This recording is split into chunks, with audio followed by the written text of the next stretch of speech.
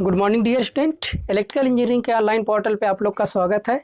In the previous lecture we have discussed about the experimental law of Faraday's and also discussed about the magnetic flux and some dimensional formula which is very important for your competitive exam just like SSC, JEE, UPPCL and all ITI state level exams and also for the polytechnics entrance exam. So dear student, that's dimensional formula are covered in the previous lecture. जो student previous lecture को नहीं देखे हैं please आप लोग वहाँ से देखकर इन सारी चीज़ों को कवर कर सकते हैं जो आपके SSC, JEE, UPPCL, UPRBinal इन सब एग्जामों में आपसे डायरेक्टली क्वेश्चन पूछ लिया जाता है कि रेजिस्टेंस की डायमेंशनल फार्मूला क्या होता है, कैपेसिटेंस का डायमेंशनल फार्मूला क्या होता है, वोल्टेज का आपका डायमेंशनल फार्मूला क्या होता है, इसकी यूनिट्स क्या होती है, इंडक्टर की आपकी यूनिट्स क्या होती है, ठीक, और इसका डायमेंशनल फार्मूला क्या होता है। ये आपके कॉम्पिटिटिव एग्जाम में बहुत ज़्यादा पूछे जाते हैं। ये आपके रिपीटेड क्वेश्चनों के अंदर आते हैं क्योंकि हर कॉम्पिटिटिव एग्जाम में क्या होता है कि 20 से लेकर 30% क्वेश्चन आपके रिपीटेड होते हैं जो आपके प्रीवियस ईयर से या किसी हायर लेवल एग्जाम से चूज करके आपके लोअर के एग्ज़ाम में उसको प्रीफर किए जाते हैं। तो इसलिए मैंने क्या किया है कि आपको वहाँ पर जितने भी डायमेंशनल फार्मूले थे जो आपके इलेक्ट्रिकल से रिलेट करते हैं, काफ़ी इंपॉर्टेंट थे, उनको हमने कवर किया है। तो आपसे मैं रिक्वेस्ट करता हूं कि प्लीज़ आप जो है कि प्रीवियस लेक्चर को आप लोग वॉच कीजिए जिसमें आपका एक्सपेरिमेंटल लॉ ऑफ फैराडेज है, उसमें इन सारी चीज़ों को हमने कवर किया है। तो जो आज का भी लेक्चर है ये भी आपका बहुत ही इम्पॉर्टेंट है क्योंकि जितनी हमारी इलेक्ट्रिकल की मशीनें हैं, जैसे आपका DC मशीन हो गया, AC मशीन हो गया, मोटर हो गया, जनरेटर हो गया, ट्रांसफार्मर हो गया, ये जितनी भी मशीनें हैं आपकी फैराडे के नियम पे ही वर्क करती हैं, ठीक। Faraday's law of electromagnetics. तो in this lecture we will discuss about the Faraday's law of electromagnetics. Induction, हम इलेक्ट्रोमैग्नेट बनाते हैं, फिर उससे जो है कि एक EMF इंड्यूस कराते हैं, फिर उस इंड्यूस्ड EMF से हम जो है कि एक इंड्यूस्ड वोल्टेज मिलता है, उस इंड्यूस्ड वोल्टेज से हमको एक इंड्यूस्ड करंट मिलती है, ठीक। तो इन्हीं सारी चीज़ों से रिलेटेड आपका फैराडे ने कुछ नियम दिए हैं, उसी के बारे में हम लोग आज डिस्कस करने वाले हैं। तो फैराडे का फर्स्ट नियम क्या कहता है कि whenever there is a change in magnetic flux link with the coil, जब हम किसी मैग्नेटिक फ्लक्स से लिंक होने वाले किसी कॉइल से अगर हम उनके मैग्नेटिक फ्लक्स में चेंज लाते हैं तो हमको इस कॉइल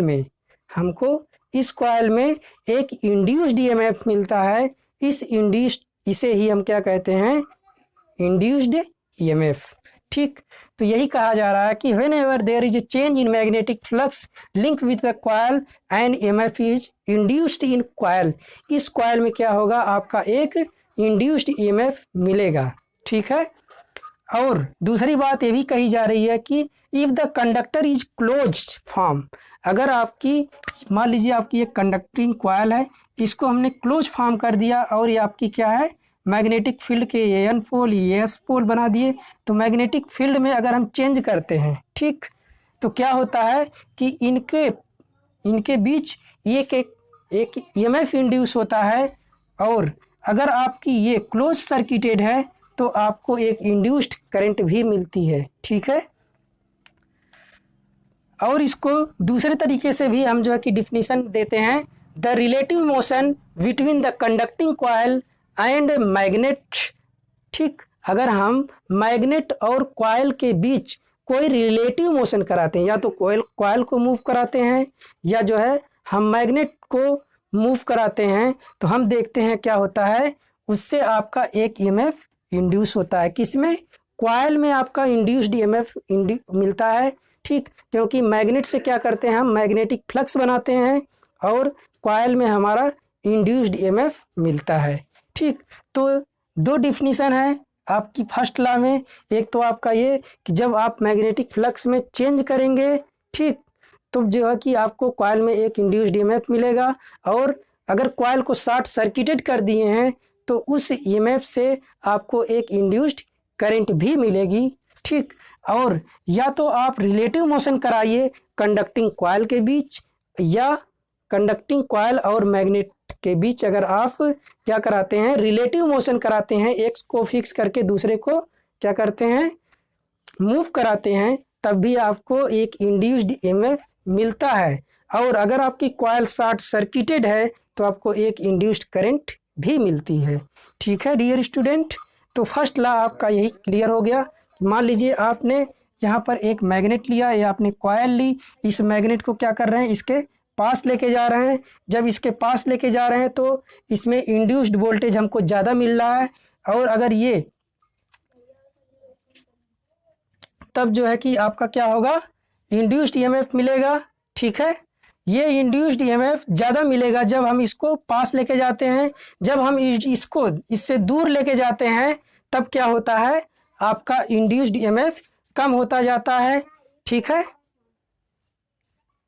तो अगर हम क्या करते हैं, इसके बीच रिलेटिव मोशन कराते हैं। ठीक है, अगर हम इनके बीच रिलेटिव मोशन कराते हैं तब हमको एक इंड्यूस्ड ईएमएफ मिलता है। ठीक है डियर स्टूडेंट, आप लोग क्लियर हैं यहाँ तक? जब हम या तो कॉइल को मूव कराएं या मैग्नेट को मूव कराएं, दोनों में से किसी एक को अगर हम मूव कराते हैं, ठीक, या उसके मैग्नेटिक फ्लक्स में चेंजेज लाते हैं तो हमको एक इंड्यूस्ड ईएमएफ मिलता है। अगर आपकी कॉइल शॉर्ट सर्किटेड है तो आपको एक इंड्यूस्ड करंट मिलती है। जैसा कि आपका यहाँ पे एक गैल्वेनोमीटर लगा हुआ है। ये गैल्वेनोमीटर क्या करेगा, आपको इसकी डायरेक्शन को बताएगा कि जो डायरेक्शन है वो कैसी है। तो डायरेक्शन के लिए हम लेंज लॉ को पढ़ेंगे, तब वहाँ पर डायरेक्शन को देख लेंगे कि जो हमारी डायरेक्शन है करंट की वो कैसी हमको मिल रही है। ओके डियर स्टूडेंट, आप लोग यहाँ तक क्लियर हैं? ठीक, तो नेक्स्ट लॉ है हमारा फैराडेज सेकेंड लॉ। फैराडे का सेकेंड नियम क्या कहता है? पहला नियम तो यह कह दिया कि अगर हम जो है कि मैग्नेट को किसी कॉइल को अगर मैग्नेटिक फील्ड में लाते हैं और उसके बीच मोशन कराते हैं, ठीक, उसके रिलेटिव मोशन कराते हैं तो कॉइल में हमारा इंड्यूस्ड ईएमएफ मिलता है। ठीक, तो सेकेंड लॉ क्या कहता है, इसको देख लेते हैं। The induced EMF is given by the rate of change of magnetic flux link with the coil. जो हमारी मैग्नेटिक फ्लक्स है किसी कॉइल से अगर लिंक कर रही हैं, मैग्नेटिक लाइंस, ये मैग्नेट है, लाइन आपकी मान लीजिए ऊपर से नीचे चल रही है, ये आपकी कॉइल बीच में रखी हुई है। ठीक, तो अगर इसके मैग्नेटिक फ्लक्स में क्या कराएंगे हम लोग, टाइम के साथ वेरिएशन करेंगे तो हमको एक इंड्यूस्ड ईएमएफ मिलता है।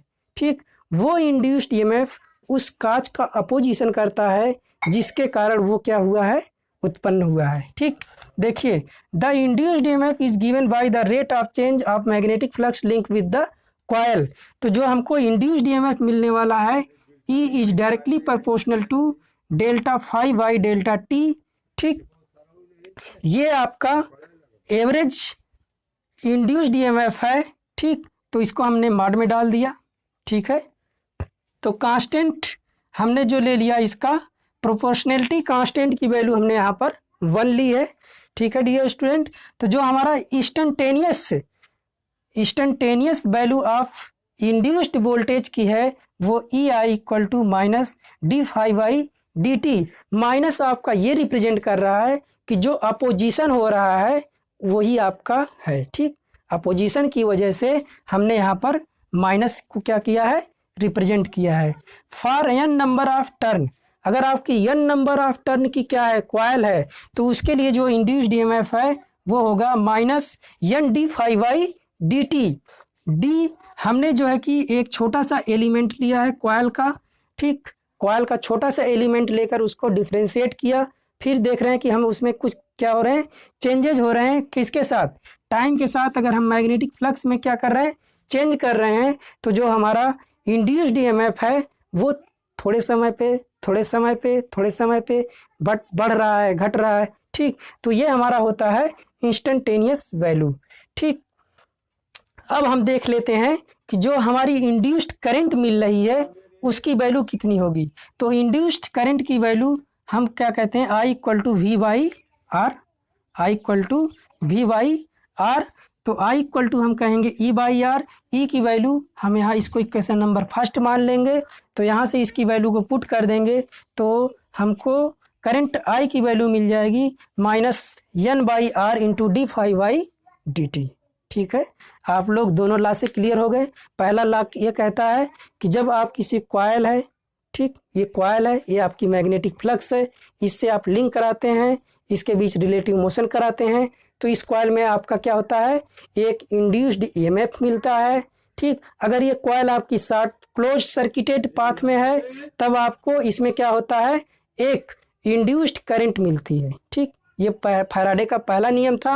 और फैराडे का दूसरा नियम क्या है कि अगर हमारी जो फ्लक्स है उसमें अगर हम टाइम के साथ क्या करते हैं, चेंज करते हैं, तो उसके द्वारा एक इंड्यूस्ड वोल्टेज इसमें मिलता है। ठीक, और उसके द्वारा एक आपको इंड्यूस्ड करंट मिलती है, जो करंट की वैल्यू हमने यहाँ पे इतनी फाउंड की है।